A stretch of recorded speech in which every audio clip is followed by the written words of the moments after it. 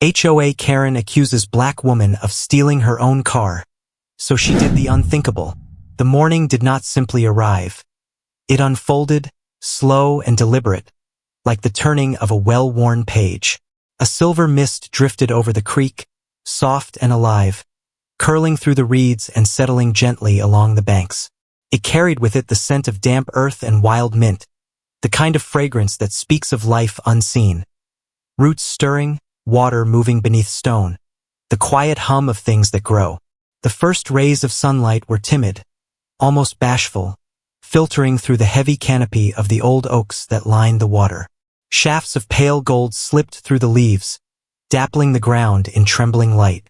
Somewhere deeper in the trees, a thrush began to sing, its notes fragile and pure, answered by the low, sleepy coos of doves.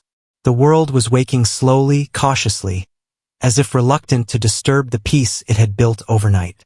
At the far end of the neighborhood, past the identical white houses, their blinds still drawn against the dawn, Byron Leach's world began. His home stood slightly apart, its edges softened by time and weather. The paint had long since faded to the color of bone, and the shutters leaned unevenly, one hanging just a little too low. Yet the house breathed, not in the way of new things, but like something that had learned to live with its age.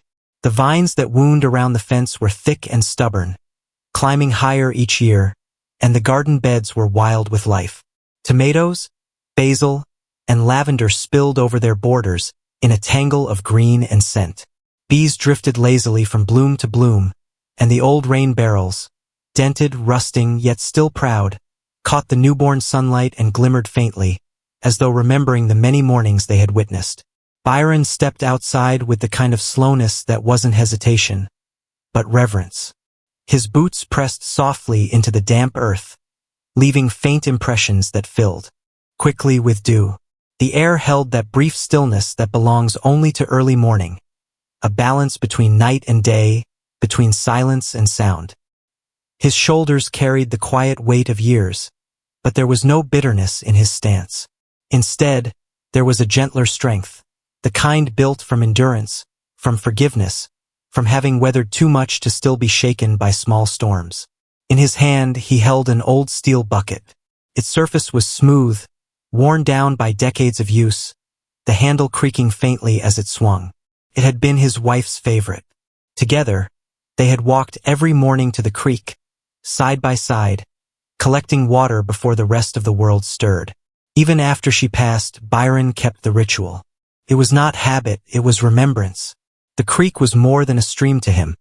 It was a thread connecting past and present, a rhythm that marked the persistence of love. Every ripple, every shimmer of sunlight on the water's surface seemed to carry her memory. And so, each morning, he followed the same path through the whispering grass to the water's edge, where the world always felt a little newer.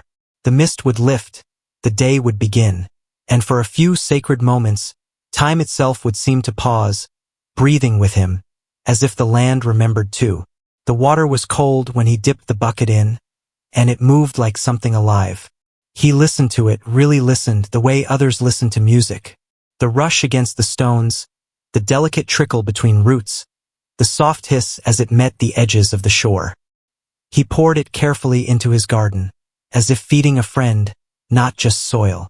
As the droplets fell on the leaves, the scent of wet earth deepened, rising like incense into the quiet morning air. Across the street, Gloria Penwell stood behind her window, spotless, polished, and always watching. She had the kind of gaze that measured everything. In her mind, a neighborhood was not meant to grow wild. It was meant to obey. She was the president of the HOA, but more than that, she was a woman addicted to control. Every bush in her yard was trimmed to a perfect sphere.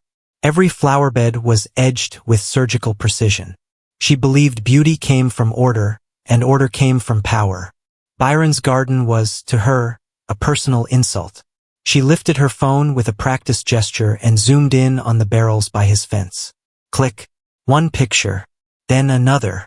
Violation, she whispered like a spell. A few minutes later, an email flew through the wires like a snake. Remove unauthorized barrels within 48 hours or face escalating daily penalties. When Byron found the letter that afternoon, folded and sharp-edged, he didn't even flinch. He placed it on the table next to an old photograph of his wife watering the same garden, her hair tied loosely, the creek in the background. He didn't call anyone. He didn't argue. He simply walked back outside, filled the bucket, and continued watering. Some fights don't need shouting. But Gloria didn't stop. She never did. Each week, a new notice arrived. More fines, bigger threats. Neighbors whispered when Byron passed. Some pitied him. Others avoided him, not out of dislike but fear. Gloria had pushed people out before. One family had lost their home over non-compliant lawn colors. Another was fined into bankruptcy over a treehouse. No one dared to defy her rules. Still, Byron stayed silent. Each night, he sat on the old wooden chair by the creek, listening to its voice. His eyes carried quiet storms of their own, the kind that come not from rage, but from remembering too much. The creek had been there long before the polished houses, before the fences, before the rulebooks. It had witnessed children playing in mud, couples falling in love, and old men telling stories. It didn't need permission to exist. Then came the day Gloria decided to end it. She marched down his path with 4 HOA members behind her, their clipboards clutched like weapons. Byron looked at her, quiet as a stone beneath flowing water. "You can make rules," he said softly, "but water doesn't follow them." A smirk curled her lips. "Then the fines will drown you." And she left, leaving the scent of perfume and power behind her. That night, when the sky was moonless and the crickets hummed softly, 2 figures knocked on Byron's door. Mr. and Mrs. Watson, the oldest couple on the block, stood with tired, gentle faces. "We remember when that creek was everything," Mrs. Watson whispered. "Before the fences, before her." Byron invited them in.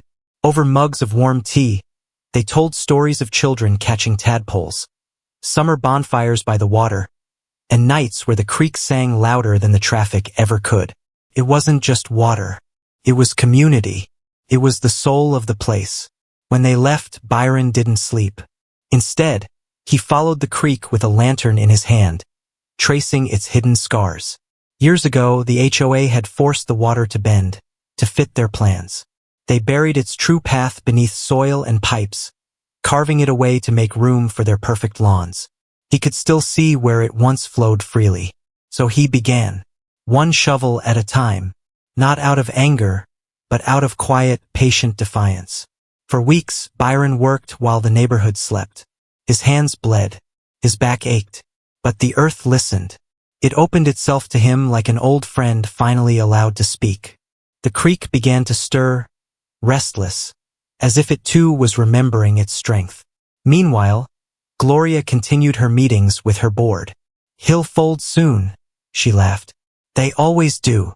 But nature had its own calendar, one she couldn't control. The storm rolled in quietly at first, a shift in the wind, a heaviness in the air. Then came the thunder, like the voice of something ancient waking up. When the first drops fell, Byron stood at the edge of the creek with his lantern. "Welcome home," he whispered. The rain came down like a curtain tearing open the sky. The creek roared awake. It surged through the channel Byron had unearthed, rushing through the neighborhood with unstoppable force. Gloria's perfect hedges were no match for it. Her manicured lawn broke apart like paper. Water flooded her perfect driveway, climbed over her steps, and swept across the land with a memory too powerful to be tamed. Byron's barrels held firm. His garden stood green and alive, bending with the storm but never breaking. The neighbors watched from their windows as the water that had once belonged to them reclaimed what was its own. 2 days later, the officials arrived. Their boots sank into the mud that had once been Gloria's kingdom. It didn't take long to uncover the hidden documents, the illegal diversion, the years of silent wrongdoing buried beneath the HOA's polished surface. Gloria tried to shout over them to twist the story, but the creek spoke louder. "You changed the land," the inspector said flatly. "He just returned it." The board crumbled. Gloria resigned with her lips pressed into a thin, furious line. The fines came heavy and public. But more than that, something else happened, something she could never undo. The neighbors began to talk. Not whispers anymore, but voices. People remembered. They gathered at Byron's fence, at the creek's edge. Children dipped their toes in the water, laughing like echoes from another time. The HOA had no choice but to bend. Its rules, once rigid and unquestioned, were rewritten line by line, stripped of their authority. The creek, once dismissed as a nuisance, was officially declared protected land. No more diversions. No more silencing its flow. Along its banks, benches began to appear, simple wooden ones where neighbors would sit in the evenings. Lanterns were hung on iron posts, their glow tracing the water's edge at night. Slowly, the community that had once walled itself in began to open, spreading outward, reaching for the creek like roots, finding their way back to the source of life. Byron never asked for recognition. He gave no speeches, sought no praise. Each morning, as he always had, he carried the old steel bucket down the path toward the water. The sunrise met him there, warm, unhurried, glinting off the creek's surface like a promise quietly kept. It was his small, steadfast victory, wordless but complete. When night fell, he would settle into his chair beneath the wide, unclouded sky. The song of the creek filled the air, soft and certain, a melody older than any law or fence. A faint smile touched his weathered face as the world around him seemed to exhale, to rest. No matter how many walls they raise, he murmured, almost to himself, the land remembers. And in that stillness, deep, boundless, and free, the creek flowed on, carrying with it the quiet truth of all things that endure.